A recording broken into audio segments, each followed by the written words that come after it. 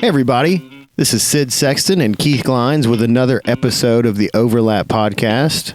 The Overlap Podcast is where we discuss the overlaps between business, fitness, management, parenting, diet, exercise,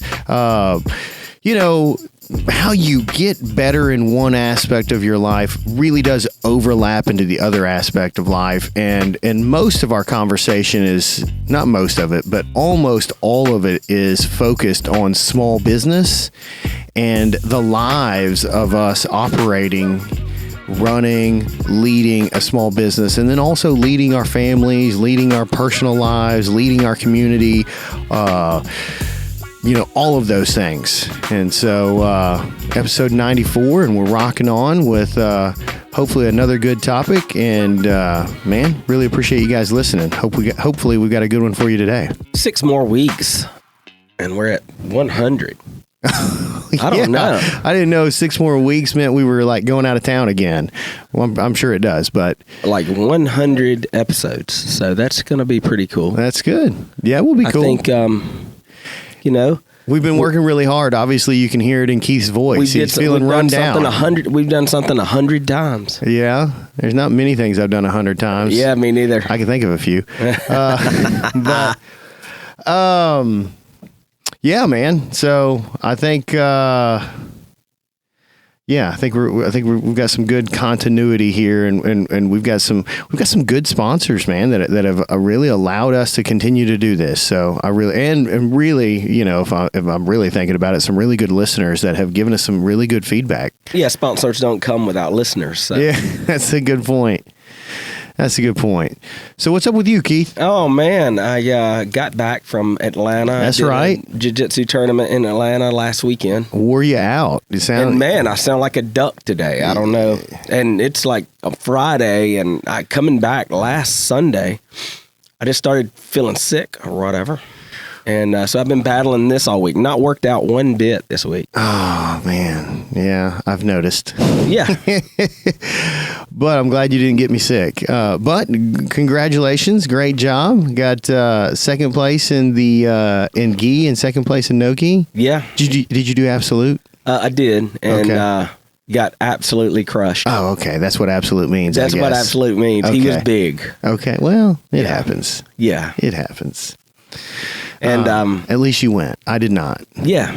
And yeah, so really good tournament. It's my second competition as a purple belt. Yeah. So, thanks for rubbing that in my face. Yeah, I'm ranked higher than you in the world. It's been I've not had that pleasure yet. Yeah. Well, life has really been busy for me.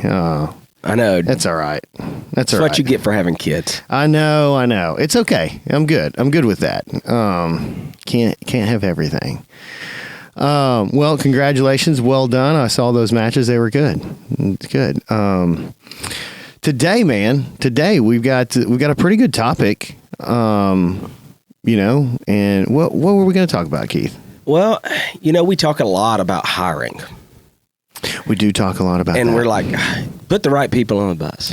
Man, we talk about that because it's the freaking number one issue most small businesses having. I mean, how many times do you hear, I just can't find enough people? But I've also had a lot of questions lately about when you have to let people go. Yeah. And I think a lot of times, especially in small business, we run it like a family a lot of times, and we don't prioritize the ability to let people go well. Yeah, we don't. Yeah. We don't take the responsibility. That's true. The perception is way off when it comes to letting people go, managing people, all kinds of stuff. We're really talking about it today because the crisis of not having enough people creates another crisis, an unintentional consequence that you allow less than behavior. I can't find a better word for it, but your standards begin to drop because you think, oh, well, I can't hold them accountable because I can't find anyone to do the work anyways. And this person doing a 60% job is better than no one doing a job. But I would disagree. I would disagree too. I had a conversation just this week about that. And that's why we're talking about it today. Yep. It's good. So the premise, and I think I laid it out right there from the get-go, is that you cannot get caught up thinking that you don't have any options. And this is kind of a drum I've been beating a lot in lots of different aspects of my life, at home, with kids, with team members that I'm coaching, all that other stuff, is that we're in so much more control over what's going on and what's happening in our lives, and how we influence others, and the work that we put in, or the results that we're producing, all that stuff. We're in so much more control, but we want to all the time blame others. We want everyone else to be the problem. We want it always to be someone else's fault. They just don't get it. They probably don't. They just don't have a work ethic, or they're just not smart enough. Or I can't find anyone to do the work anyway, so I've got to put up with this. All kinds of stuff, right? But let's assume you are finding people. Let's assume you've added 3 or 4 people in the last 6-9 months, and now you're really managing folks. Maybe you've added 10 people and you're really managing some folks. Letting people go is a necessary part of the process, right? Yeah, absolutely. When you add people, you're going to manage folks, and not everyone's going to make the cut. It may not be a good fit for them. It's probably not a good fit for you. You'll know that too. And, we need to have a conversation about letting people go and how to let people go with grace. So, letting people go with grace, how do we even begin to understand that process? That's a slippery slope, I think.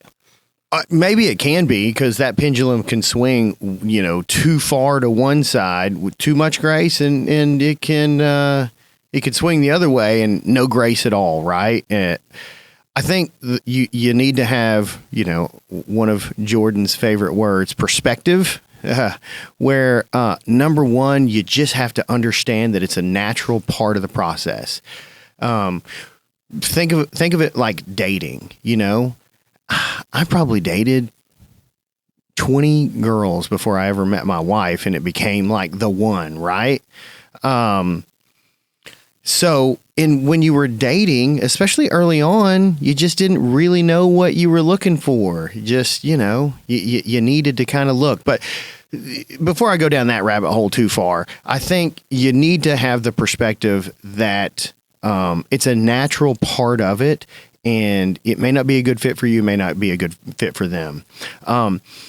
You can, and then also the other perspective is that your business, if you're doing it well, and if you're listening to this podcast, you're probably a growth-orientated business. You're looking to perform better this year than you did last year, and then every year trying to improve. So sometimes you just outgrow people, right? I mean, how many times have you seen that?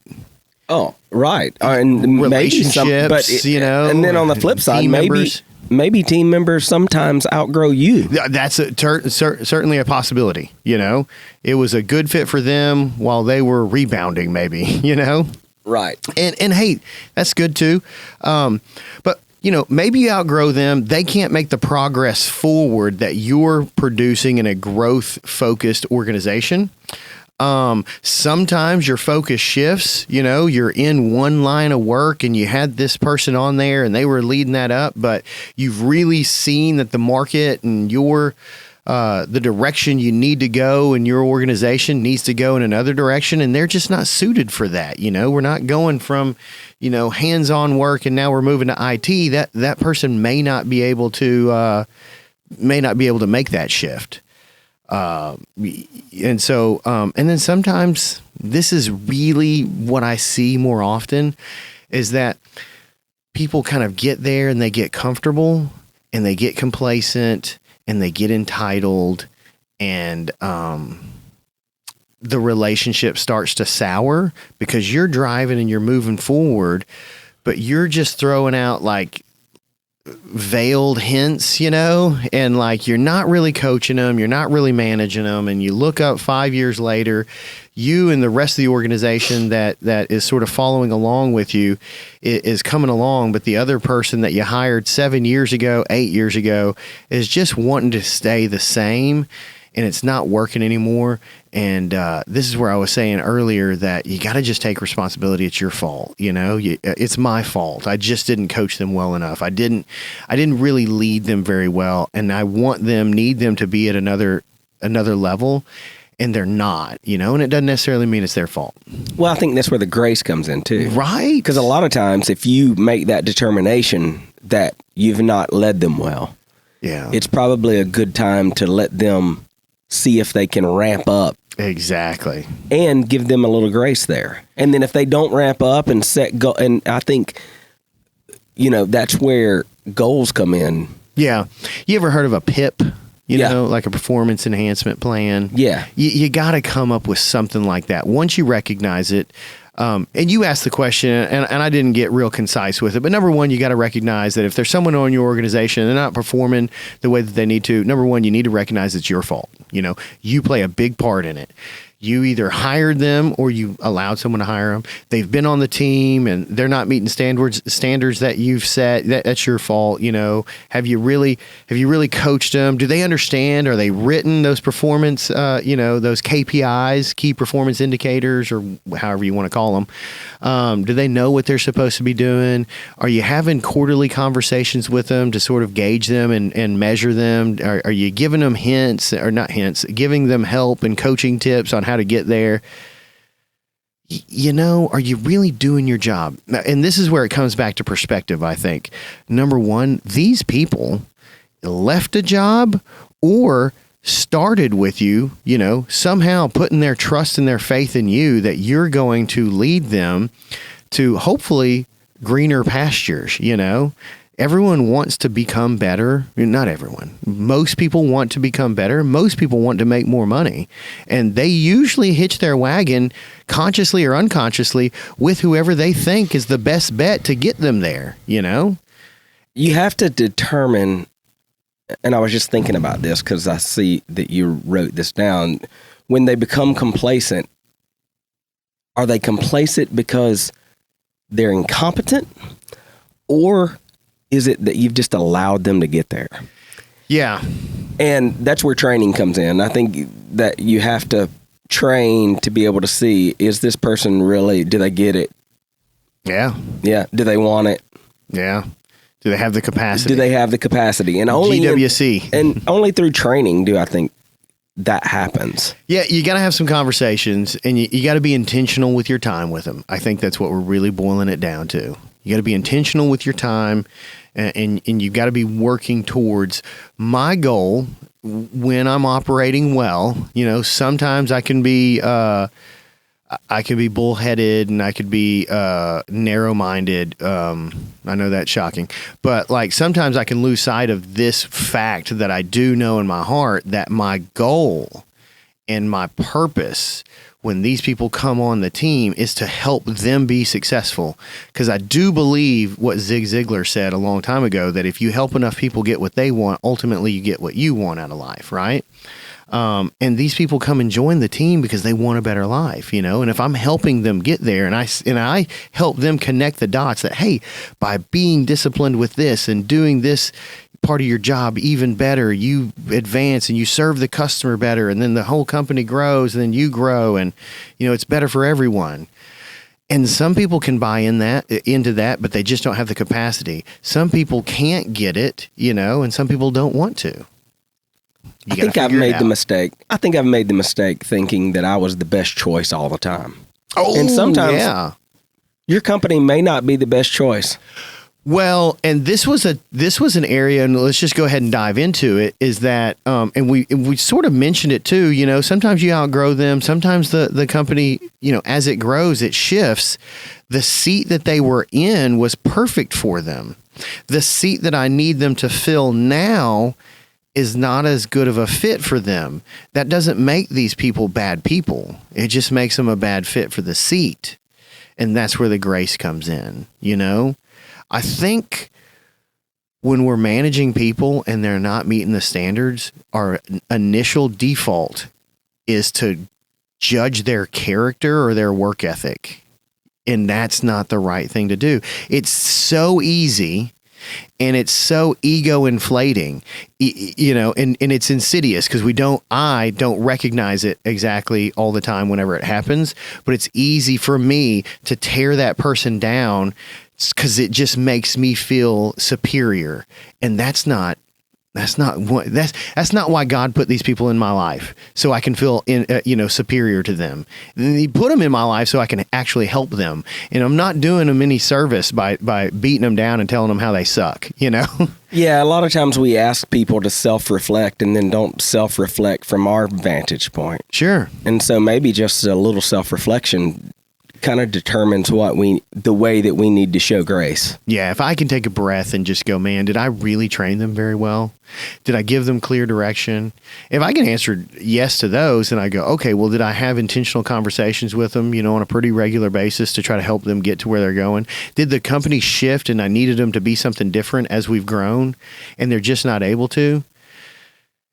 Then you know, most of the time that people fall in those categories, it's not all the time that they're just, you know, terrible people. And I would say rarely. There are some, but those are the ones that stick out and make it easy for me to pass judgment on other people and feel superior because I show up for work every day, you know. And here's another thing is I'm constantly judging people by their actions, you know, and I'm constantly judging myself by my intentions. Right. Yeah. You know, my actions probably produce just as crappy results, you know, but my intentions, I was doing it for the right reason. So I give myself a pass.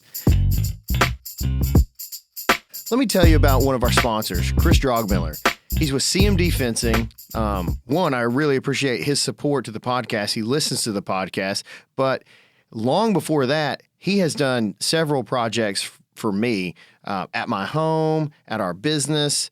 And the dude just does an awesome job. One of the things I really like about him is it's basically just him and someone that helps him. His attention to detail is phenomenal. The work is always high quality. If you've ever had a fence built, you know that the gate itself and how it opens and shuts is kind of the stamp of quality. It always works well. I've made him make some interesting kind of fencing where it's all horizontal. He had no problems with that, did a great job. And the guy is freaking awesome. He's easy to work with and he does a fantastic job. He's a firefighter. So, you know, he works 2 days on and 2 days off. So he comes in and knocks my project out on the days that he's off. And the dude's awesome. You can find him on our website, overlaplife.com. You can find him on Facebook, CMD Fencing. And let's see, his phone number is 901-484-5546. So if you need a fence, need some fence work, call Chris Drogmiller, CMD Fencing. Hey, I want to talk about my friend Ross Sykes at Homefront Lending. He's a mortgage broker that can help you find a home when you don't typically fit in the norm and get you financed. Reach out to Ross at hflend.com. He specializes in mortgage products for first-time homebuyers, veterans, and self-employed borrowers. They are in the business to serve you beyond the transaction. At Homefront, they are always honored to serve. hflend.com. We're tweeting that out. That was a pretty good one. We're going to light Twitter up with that. Oh, thanks, Elon. He'll probably invite us on. Yeah, he's going to let us do that. He's going to let us do that. Yeah, I think he will. But so let's talk about when you have those people that are just hanging around. Yeah. So I call them C players. Is that what we're talking about? Okay. So, and I don't call them that. Don't let me steal that. So to allow a C player to even be there, you've either missed the training. Right. You've missed the vision. Uh-huh.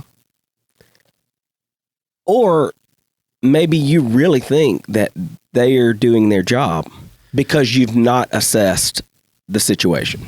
Well, so, and I think you and I were talking about this before we really went on, is that C players, a couple of things can happen. One, like you said, that you just haven't trained them very well, or you didn't have really good standards. You're not holding them accountable to something, right? Or the company has continued growing and moving, and they've just stayed at the same level. C players are kind of tough to ferret out, but I think that they really do hold you back. Why are they tough to ferret out? Because there's all kinds of fires going on. If you're running a small business, there's a fire a day, that something is important and urgent all the time. And so you're not taken care of. You're not really focused on the important, not urgent. And that's where the most progress is made when you start getting into that quadrant of time management. But either way, they fade into the background. And slowly but slowly, that standard of their performance becomes the standard, That report isn't done on the 5th, so you have your numbers ready to review by the 7th. It's now the 10th, and then it's the 11th, and then it's the 13th. And before you know it, you're looking at numbers on the 15th, and it's just become okay. And then it doesn't give you enough time to really react. You know what I'm saying? It's just little like that. And then they'll go, well, there's a lot more numbers and all that stuff. And and you never really address why is it different? Do we need help? And you just kind of accept it. So C players, number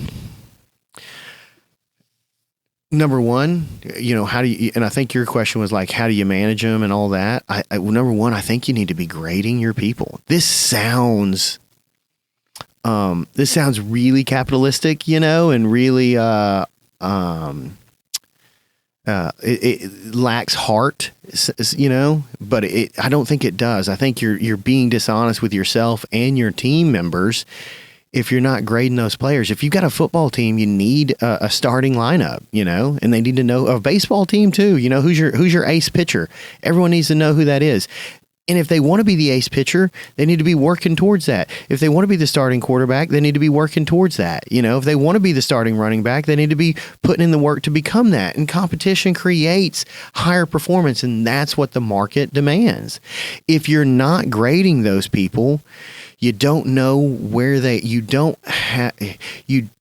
you can't measure it, you can't manage it. That's what I'm really trying to get to. Yeah, it's hard to have the bench, a baseline, so to speak. It's hard to have, in a business, it's really hard to have the guys on the bench. Yeah. Like in sports, you need those guys on the bench to back up. Sure. That are waiting in the wings. But when you have a business, the bench players usually get moved out. Well, also, let's say you're a baseball team and you may not have anyone on the bench for second base. And your second baseman is a C player, a C- second baseman, and you're not winning enough games to really stay relevant in the playoffs or whatever, to make it to the playoffs. God, we're really going down this analogy.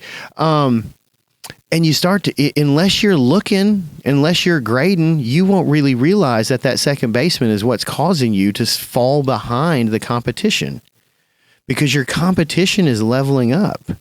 And if you're not leveling up with intention, you're going to get left behind. You got to understand, and you really need to operate with that mindset that your competition is working to beat you, or not necessarily beat you, but become better. And then ultimately your competition becomes a better choice for your potential client. Does that make sense? Yeah, there can also be competition inside your organization. Sure. And I think that brings your team members to level up. Well, and if they don't, that's when they get left behind. Yeah. Well, and you talk about entitlement, and then entitlement breeds resentments from the other high performers. People know when, the C players in your organization, especially if they're and they're working in and around them, they know who those people are. And if you're not holding them accountable, what it becomes is sanctioned incompetency. They no longer do a good job. They hurt the brand, and the people that I said signed up and hitched their wagon to you because they thought you were the best horse for the race. They're looking for another horse to jump on because you got some dead weight around your neck. It's sanctioned incompetency, and they build a resentment. And good luck trying to hold those those A players or B players accountable when you're not addressing the C player. You gotta have, it's gotta be a meritocracy, you know, it's gotta be fair in that regard, and results, it has to be results driven. That sounds heartless, but it's not heartless if you understand that it's probably most of the time not their fault because you haven't coached them or trained them well, or it's just a wrong fit. Their strengths, their God-given talents and strengths don't match the seat that you're trying to put them in. Right? Right. I see this all the time in small business. I see owners or CEOs come and say, all my good guys are leaving. Well, if your good people are leaving, you probably are letting the C players hang around. Yeah. People leave leaders, not companies. That's the deal. Yep, they do. They do, they really do. They might leave an industry because an industry is dying, but for the most part, people leave leaders. And that's probably a big part of it. You know, there's an air of unfairness. Yeah, it happens all the time. So let's go into your 3-strike rule. Yeah. So when you talk about C players and ramping them, getting them back up to par. Yeah. So when you know that you've got an issue, you've graded your people, you know, the 7 or 8 folks that are, you know, that are reporting to you, or you've got influence or whatever, you know, the 7 or 8 people that you're grading, maybe it's 3 or 4, and you've got, you've got 3 greats. You got 2 really pretty good ones, and then you got 2 not so great, right? You got 2 C players. Well, you need like a performance enhancement plan. You need to kind of understand where they're at. You got to create the gap, right? And you got to manage the gap, where they're at and where you need them to be. There's got to be some sort of deadline that you're working towards, and that's got to be realistic. If I'm trying to get you from a C player to a B plus, depending on the job, that may take 6 months. It may take 12 months. It may take 18 months, but it's got to be, you know, reasonable, but whatever. It's just like any goal. It's got to be time sensitive, right? And the time sensitive nature of it creates the urgency and the seriousness. You know, we know we're being serious once you've got a deadline, right? You got to build in some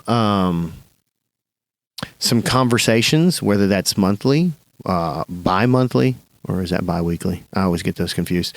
Or, you know, it's quarterly. I don't know what it is, but there's got to be some regular routine. Hey, Keith, we're going to get together. I need to get you from here to here by this time. Here's the plan. We're going to start with this. We've got this broken down into 3 phases. And phase 1, we're going to cover the core foundational stuff.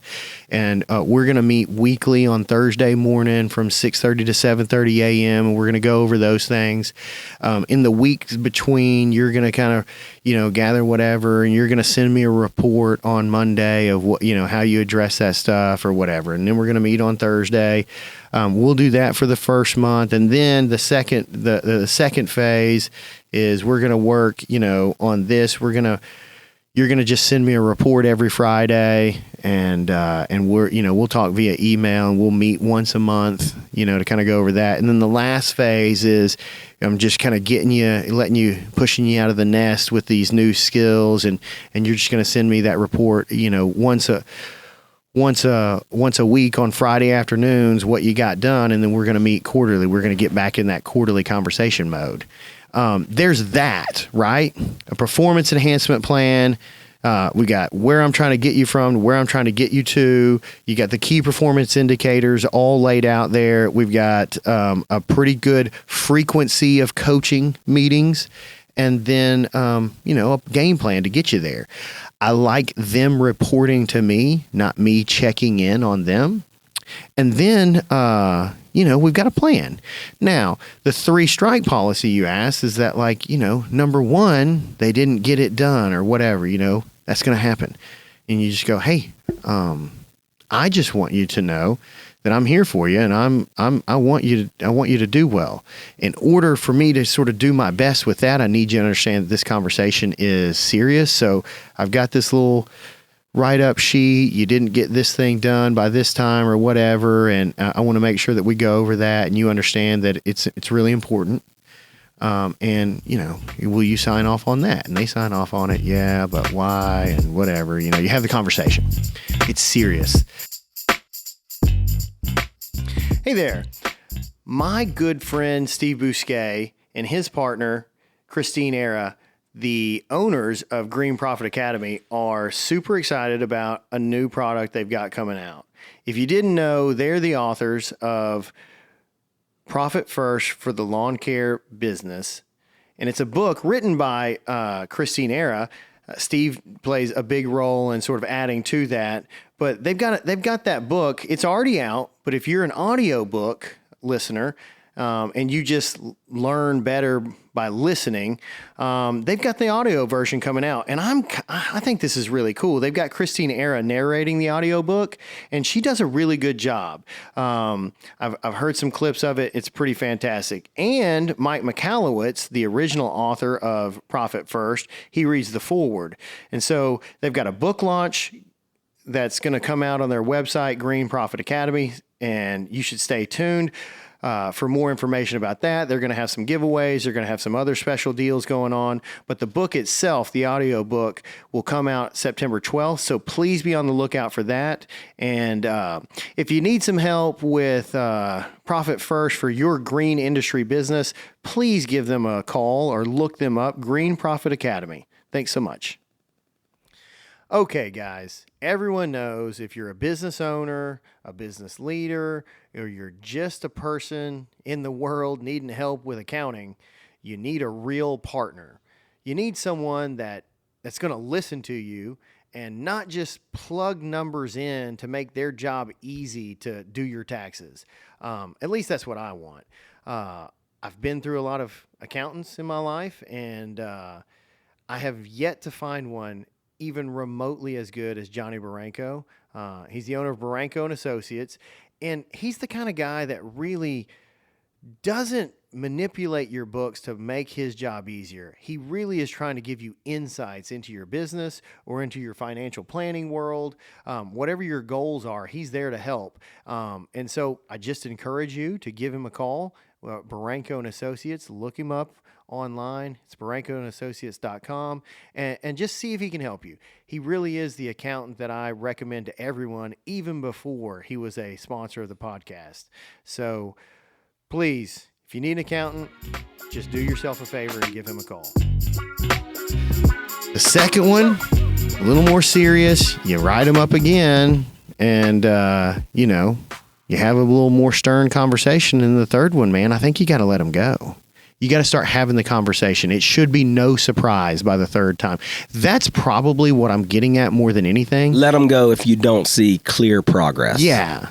Like coming back to you in a way. Yeah. I am putting in a lot of work to help them to get from point A to point Z, I'm also putting in a lot of work by having a pretty uncomfortable conversation. It's uncomfortable for me. It's definitely uncomfortable for them. But we've been on this theme of uncomfortable conversations. I think they're the key. I think so, because if I don't do it, who will? Like in friendship and family and everything. Exactly. I think we need to have more uncomfortable conversations. I am responsible, and you got to do it with grace. Again, this is probably not this person's fault.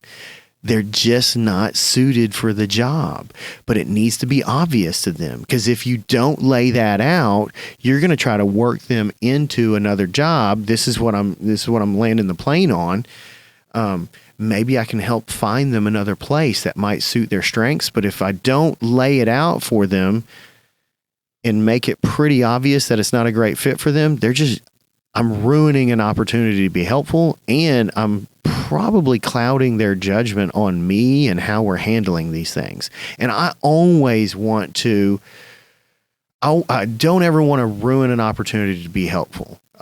So if Keith thinks that he's great for this job, but I say, no, I don't think so, I'm going to start trying to help you find another job. There's some grace there, but I haven't laid the foundation to allow you to see why it's not a good fit for you. So you'll continue to move on in life thinking that you're a great, designer, when you're not great, or you're a great manager when no, you probably just need to be a designer and not manage people at all because you're not very good with that, for whatever reason, those strengths aren't yours. And my goal is to be helpful. If I can see it, I need to try to help you see it, but I'm not going to be able to do that if I'm just coming at you and attacking your character. So you got to be a fuzzy love bear. Yeah, fuzzy love bear. I need to move with love in my heart as the intention that I'm trying to do here. So the uncomfortable conversation is still done with love. I need you to see that you're just not meeting the standard and maybe it's not a good fit for you. No, it's a good fit, but I'm going to try harder. Okay, well, if it doesn't work out this next time, what we need to be talking about is possibly finding you another seat, maybe another position at another company or someplace else. But I want you to know that I'm here for you and I want to help you find another spot. And that's where I sort of land the plane going. You got to let people go with grace. Yeah. And so you have on our notes, because we're really organized today, like on our screen right there, the no 2-week policy. Yeah. So that works both ways. No 2-week policy. Because, like, in culture, yeah, give it 2 weeks notice. Give it 2 weeks a 2-week notice. Yeah, I can't find someone to replace you in 2 weeks. No, get out of here. But if you come to me and you say, "Hey, I just really don't think this is a good fit," and I go, "Oh, okay, well, we have a conversation, and you really don't think that it's not some sort of ploy that you need to make more money for some reason." I go, cool, I'll help you find another spot. Will you, while I do that, will you allow me to try to find someone to replace you? And they go, yeah. And so that might take a month, it might take me 2 weeks to find someone. And then they've got 2 weeks with you. At the same time, I'm trying to help you find another spot with some other company down the road because I probably have some connections there. I like the no 2-week policy. So you just say, once you decide that someone needs to go, you say, go. You just let them go. Yeah, I think team members are like girlfriends. It's never a good idea. Just think about it. It was never a good idea to beg that girl back. I did it one time, and it blew up in my face. No, and most I'm of the like, time it creates entitlement. It creates this weird dynamic where I feel like they feel, just the relationship is not on equal footing, Right. And it just feels I hated it, and that's why I always bring that one up. When you tell someone to work with you, hey, we're gonna agree to, disband this party. Yeah, they're just gonna hang out for 2 weeks. Yeah, they're gonna do nothing. Yeah, that's not good either. No, that's not good either. And then bitterness probably creeps in that 2 weeks. On one way or the other, on one side or the other. Yeah. But I do think if you can have tough conversations, if you can from the get-go when you hire them, talk about the no 2-week policy, if it isn't a good fit, let's talk to each other. Just let me know and we'll try our very best to find you another spot. Right. Doesn't always work out that way, but no. Ideals are what we're talking about. This is the ideal way to handle these things. Your question is probably, well, this is how you do it? No, this is my ideal. Sometimes I get that wrong. Sometimes I forget that I didn't do a very good job of training them. And I really start to try to crack down and I'm really going to hold them accountable. And then it turns out they're like, oh, well, I didn't know you needed me to do that. And I'll go, oh, crap. Now I got to backtrack and apologize and go, I'm terribly sorry about that. I've been caught with that a bunch of times. No, all of the ideas on this podcast, we've probably not executed very well. That's why we're talking about it. Exactly. But I do think talking about letting people go is super necessary. And I don't think we talk about it very much. I think horticulturally, if you're going to grow something, you're going to produce flowers, produce fruit, produce, aesthetics. There's going to be some pruning involved, Oh, man. To remove dead, dying, weak growth to promote stronger growth throughout the rest of the plant, The same in friendship. Yeah, sometimes, there's been friends in my life that I've had to let go. There's been friends in my life that let me go. You just outgrow them in life, Yeah. And they're not bad people. They're just moving in a different direction. Right. Yeah, they probably You know, they're probably listening to 311 or something, you know? Right. I just can't do with that. I just can't deal with that. I'm just joking. I got a friend that listens to 311. He loves it. And I didn't realize that. And I told him it was my least favorite band ever, you know? Def Leppard's probably my least favorite band ever. But that's me. And don't give me the thing that the drummer's got one arm. I don't care. Got one. I don't care. Seen his footwork? Yeah, I don't care. They're terrible. They're just, no. I don't know. I don't even know how we got on that topic. But okay, so letting people go, it's a necessary part of the process. If you're gonna have a business, for the most part, you're gonna have people. If you're gonna have people, you really need to have the perspective that it's a big responsibility. These people are joining your organization and they're looking for a better life. That's why they're joining your organization. They didn't join your organization so you can have a better life. You know what I'm saying? They didn't say, oh, hey, Sid, can I join your team so I can make you a bunch of money and make your life easy? No, they said, hey, can I join your team so you can help me become better and I can make more money? Now, if you can do that, then you can get the other thing, but it's not the other way around. You know, it's perspective. You got to have that. And then when inevitably those people, you outgrow them or it's not a good fit, you got to keep it in mind that it's most of the time, 90% of the time, it's not their fault. You've done something wrong, or you've outgrown them, or you hired them for the wrong seat, or you've grown and put them in a seat that's just not a good fit for them.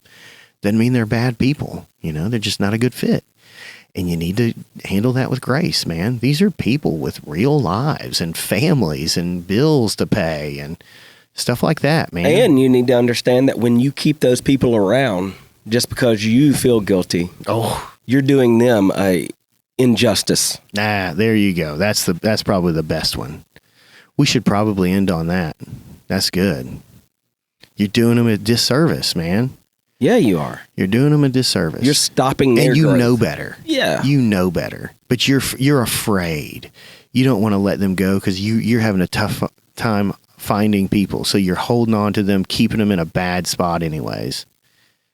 Not good for any of you. Yeah, your fear is a bad gauge. Yeah.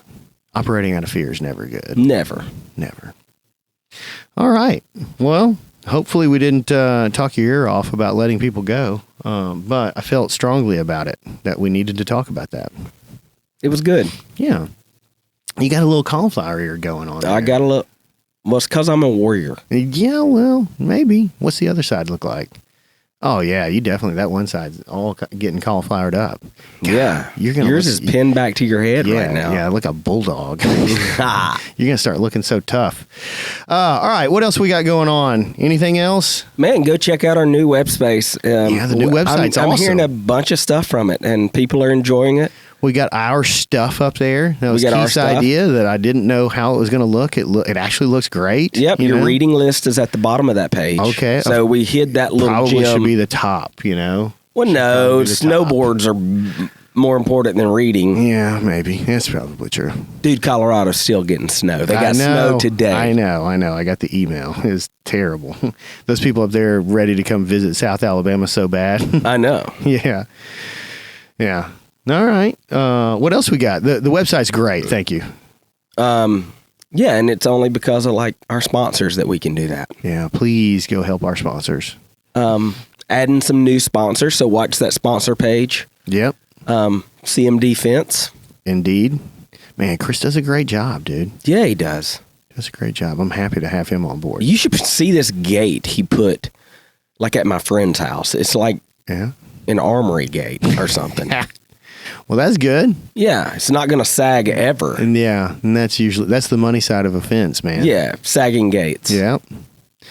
Built a few fences, and those have been the bane of every fence. Every fence I've built Yeah. has a sagging gate. Not mine. I've had them. Chris has helped mine. They end up working pretty well. I'm saying the ones I've done by myself. Well, you built. Yeah, me too. All right. Well, thanks to Coastal Alabama Community College for the fantastic space. Thanks to Hatch for getting this stuff up and going. We're enjoying it, man. Hopefully, you guys are enjoying the episodes. I was down at Hatch yesterday meeting with Rick. I'm heading today. Oh yeah, it's a great organization. Yep.